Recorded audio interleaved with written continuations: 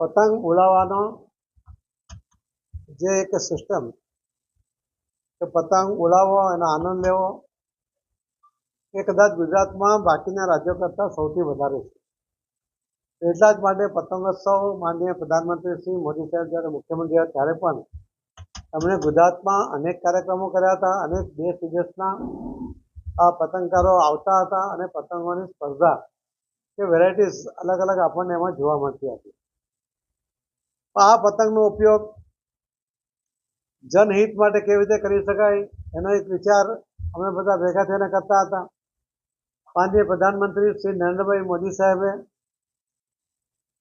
એ જ દરમિયાન આ એક પ્રોજેક્ટ જ્યારે જાહેર કર્યો હતો 2021 માર્ચમાં, અને એને આગળ વધારવા માટે એમણે જળ સંચય જન ભાગીદારીથી જન આંદોલનમાં પરિવર્તિત કરવા માટેનું આહ્વાન કર્યું હતું ને એનો ખૂબ સારો રિસ્પોન્સ પણ મળ્યો.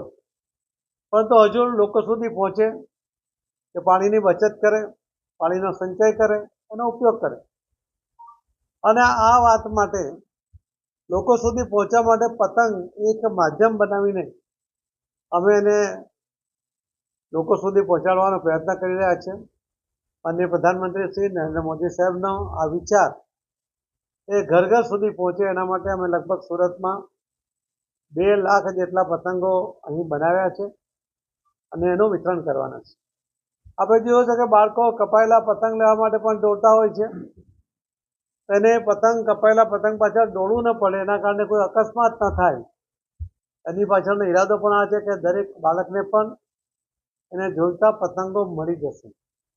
અને મુખ્ય જે સંદેશ લઈ જવાની વાત છે એ જ્યારે બાળકો કે યુવાનો જ્યારે પતંગ હવામાં ઉડાવશે ત્યારે એ જ્યાં પડશે ત્યાં આ એક સંદેશ મોદી સાહેબનો એમના જોવા મળશે. આજના સમયની અંદર જળ સંચય અત્યંત મહત્વની વાત છે. જળ સંચયની જાગૃતિ લાવવા માટે બધાએ જાગૃત થવાની જરૂર છે.